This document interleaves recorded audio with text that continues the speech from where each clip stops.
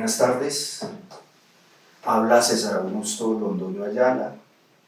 Agradezco la presentación y la invitación que me ha hecho el Centro de Estudios Sociojurídicos Latinoamericanos, SESJUL, y a su director, el doctor Rubén Darío Acosta Ortiz, con la finalidad de adelantar un conversatorio relacionado con técnicas de juicio oral. Para desarrollar esta temática se va a tener en cuenta el siguiente plan de trabajo. Este plan de trabajo va a requerir el desarrollo de 10 capítulos. 1. Epistemología fáctico-probatoria. 2. Ecuación de la prueba. 3. La personalidad. 4. La química del comportamiento humano. 5. La memoria. 6. El recuerdo. 7. Las palabras. 8. Indicadores de incomodidad. 9. La visión. 10. Fallas en el proceso de extracción de información de los órganos de prueba humanos.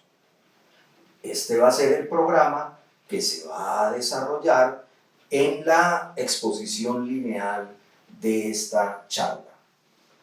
Antes de comenzar a desarrollar los capítulos a los que se ha hecho alusión, se debe advertir o esclarecer lo que a continuación se va a decir. Y en lo siguiente, en primer lugar, lo que aquí se va a describir no tiene absolutamente nada que ver con los patrones o esquemas del positivismo jurídico italiano que se gestionó en el tránsito del siglo XIX al siglo XX.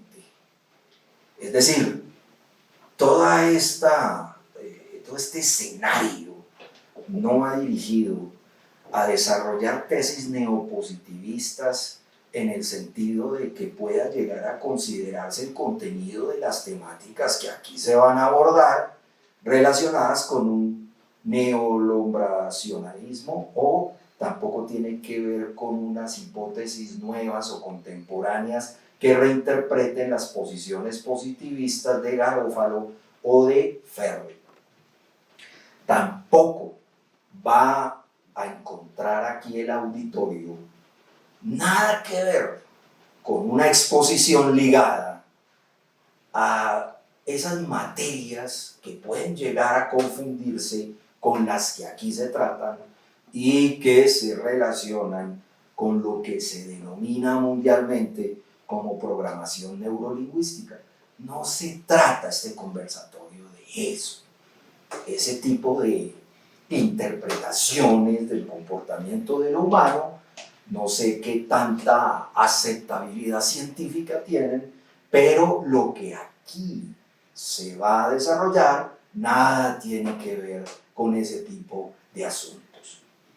De la misma manera, tampoco se va a ligar a tener algún encuentro lo que aquí vamos a conversar con relación a temáticas que podrían llegar a ser también confundidas con contextos o ámbitos en los que se relacionan temas de superación personal. No tiene absolutamente nada que ver con eso. Lo que aquí se va a indicar, se va a exponer, se va a describir, tiene que ver exclusivamente con la ciencia. El contenido que aquí se va a resumir se trata de una condensación relacionada con un texto que va a realizar un aporte al conocimiento jurídico y se relaciona con la administración de la prueba testimonial en los ámbitos del desarrollo del debido proceso penal particularmente. Y estos contenidos que aquí se van a tratar han sido plasmados por escrito junto con dos personas entrañables a quienes aprecio mucho. Es decir, son coautores de un texto que estamos elaborando 3 personas. La primera de ellas es el maestro Óscar Augusto Toro Lucena, con quien hemos comenzado a hacer todo este ejercicio, al igual que con el abogado penalista y hermano Nelson Leonardo Londoño Ayala. Y quien habla, los 3 hemos estado desde hace varios años tratando esta temática.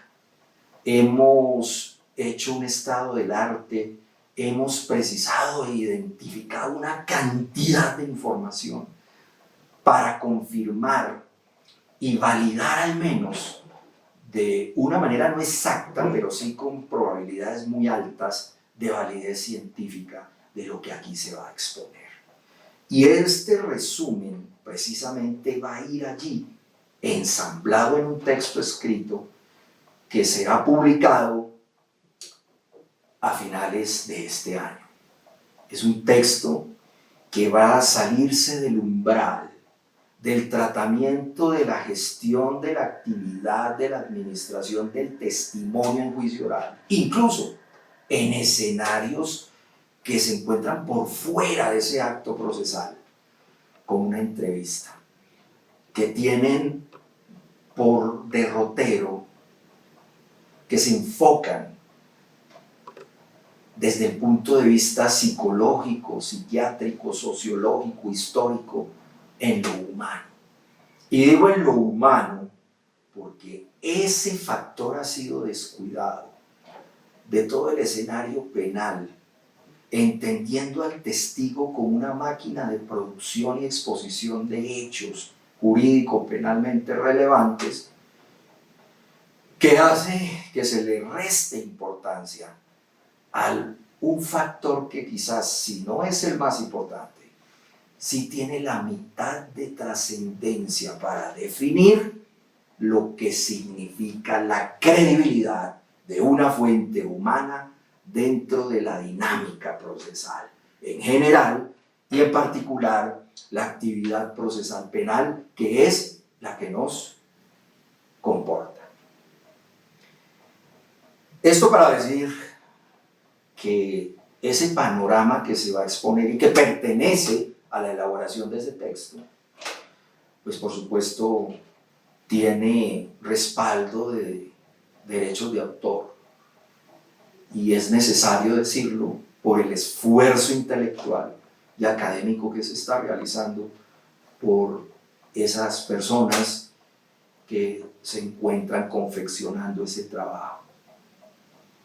Muy bien, empecemos entonces con el primer capítulo de esta charla.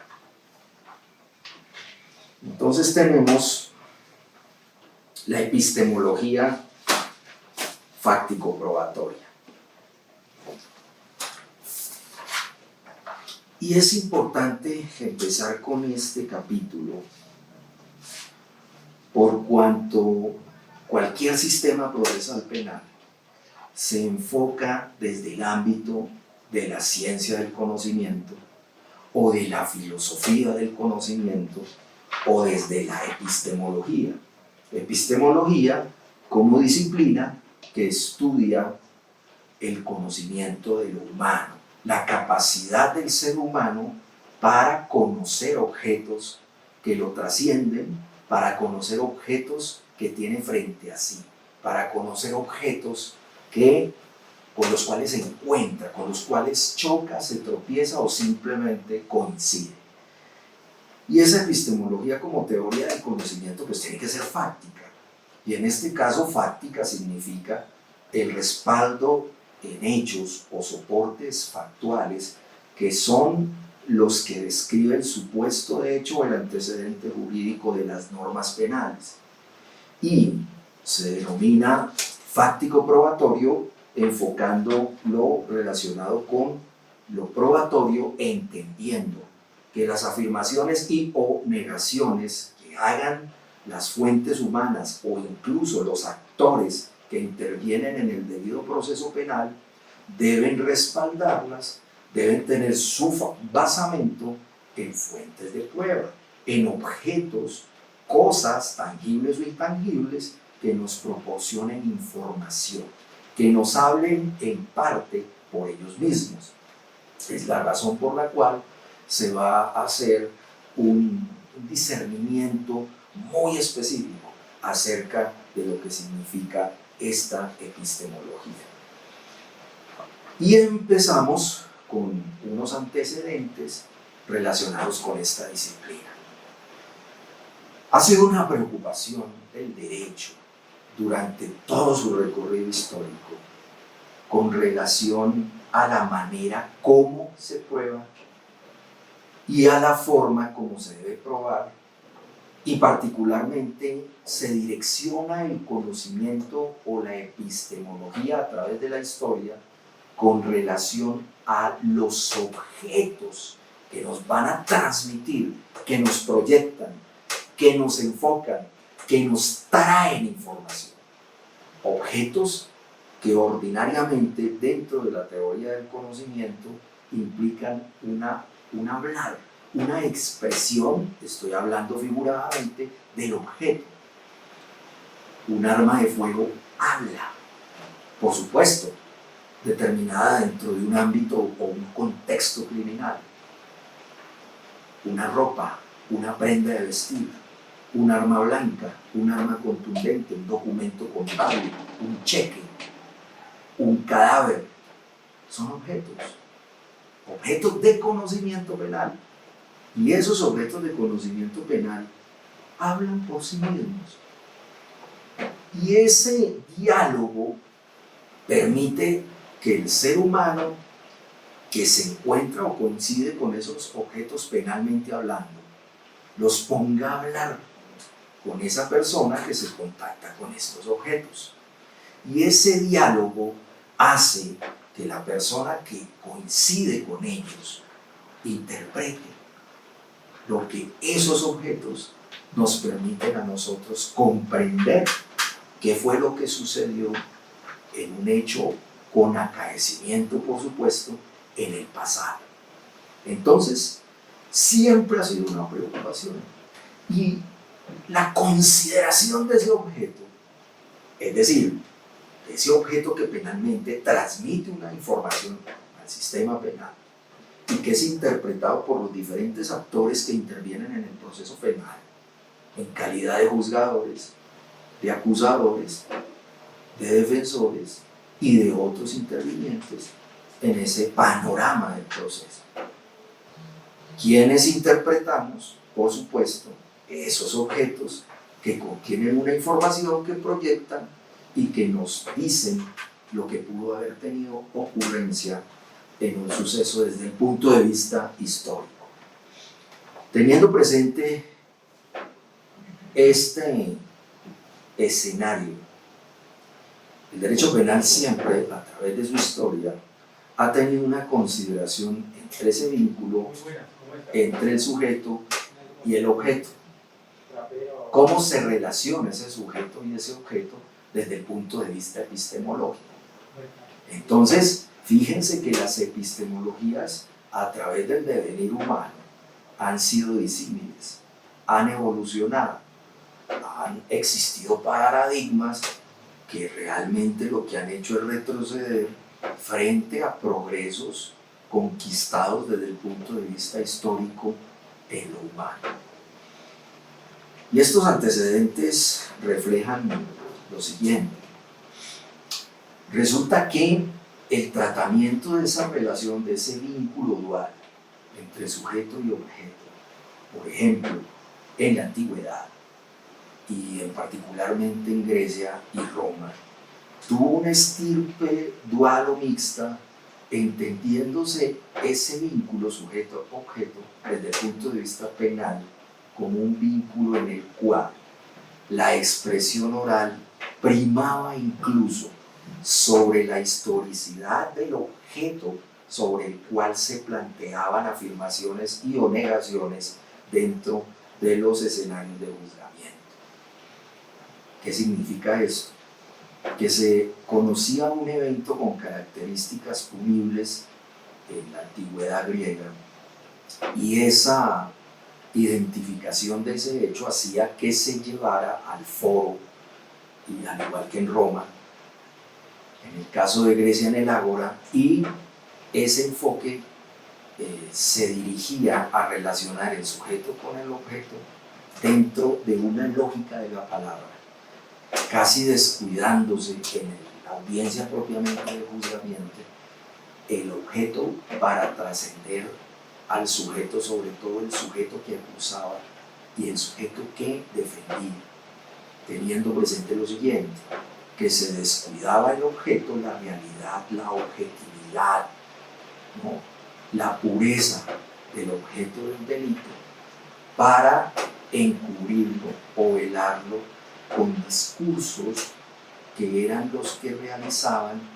con la finalidad de cumplir con esa dinámica o requisito del protagonismo que se requería de parte de los oradores en esos esquemas de juzgamiento.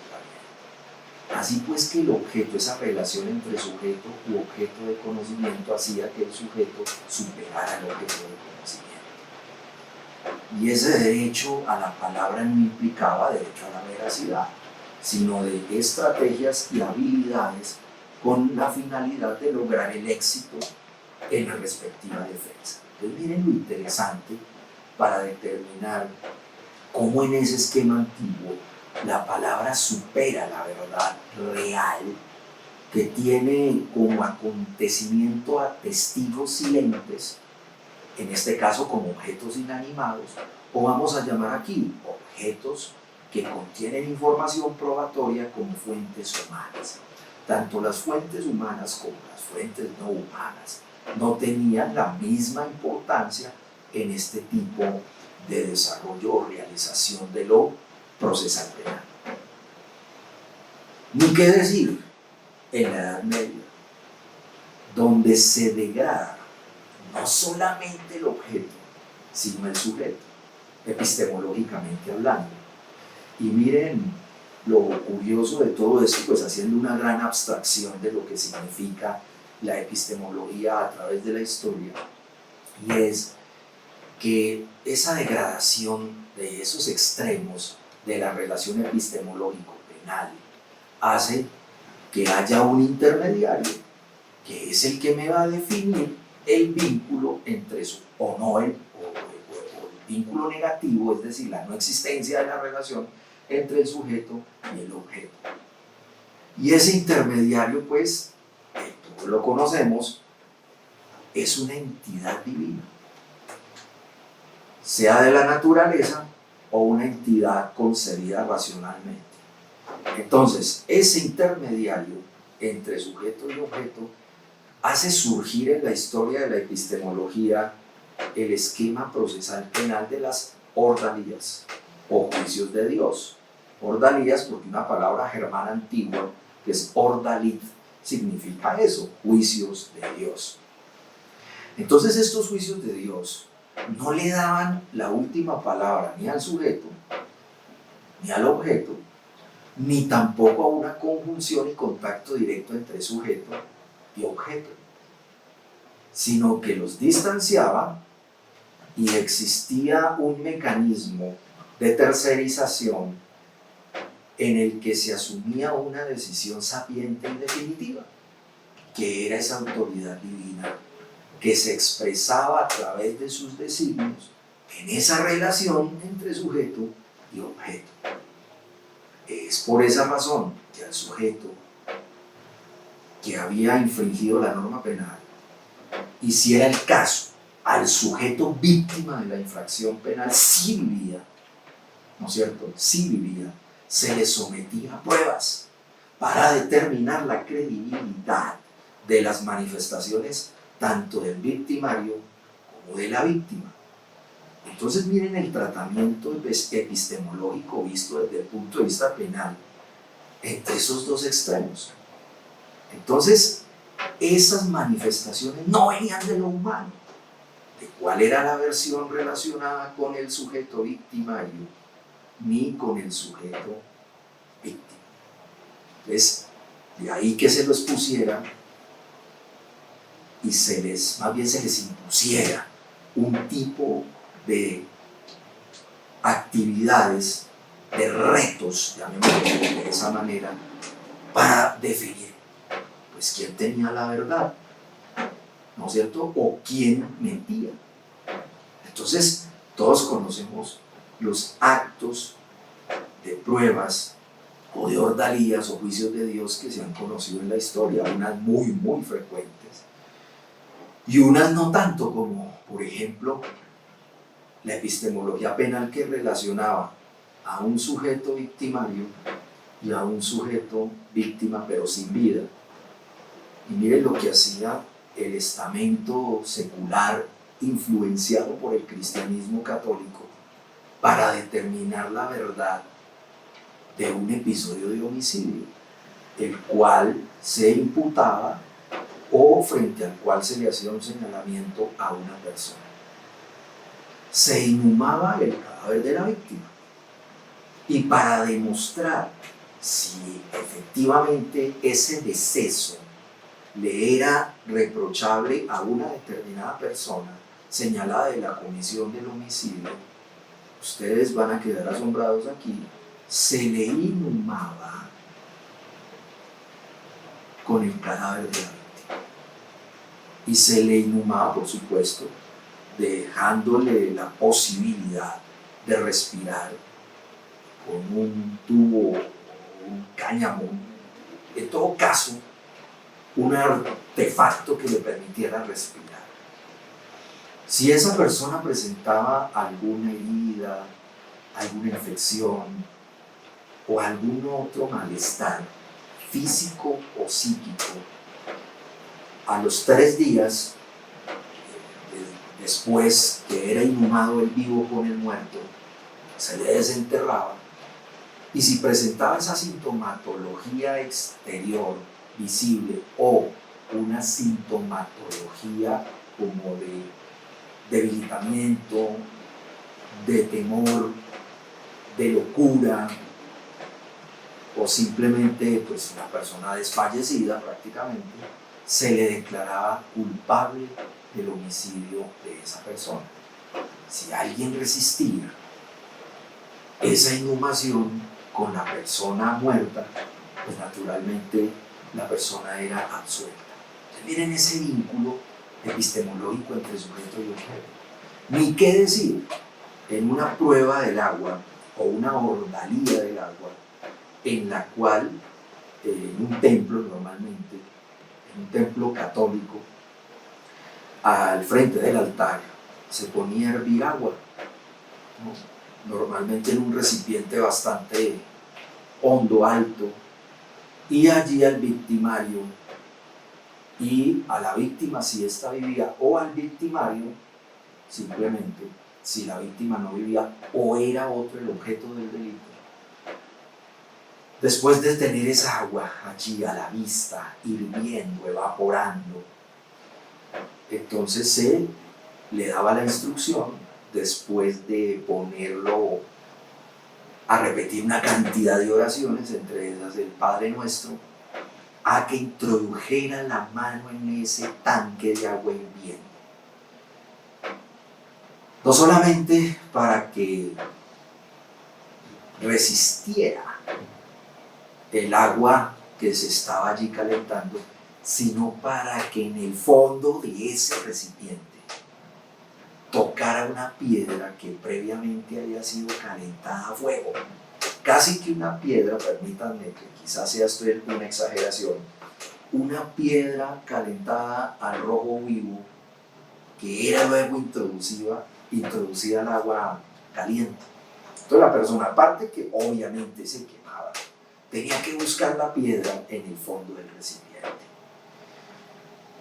Hallada la piedra, y si lo lograba, la persona que tenía que someterse a esta ordalía, entonces la sacaba, la dejaba allí frente al altar y ganaba como una especie de mitad de absolución. Pero faltaba la otra mitad para que la absolución fuera plena. ¿En qué consistía esa otra condición para lograr la absolución? Resulta que se le daban unos días, eso dependía de la región,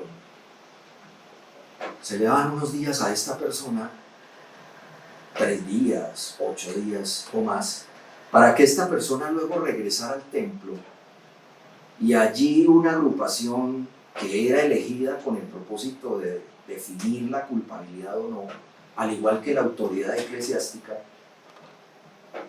verificaban si esa persona tenía lesiones, ampollas como consecuencia de la introducción de su brazo allí en esa operación de la ordalía. Si la persona presentaba quemaduras o ese tipo de episodios fisiológicos y físicos, la persona era declarada culpable. Si la persona, no me imagino un caso así, si la persona no presentaba ese tipo de signos, pues sencillamente era absuelta.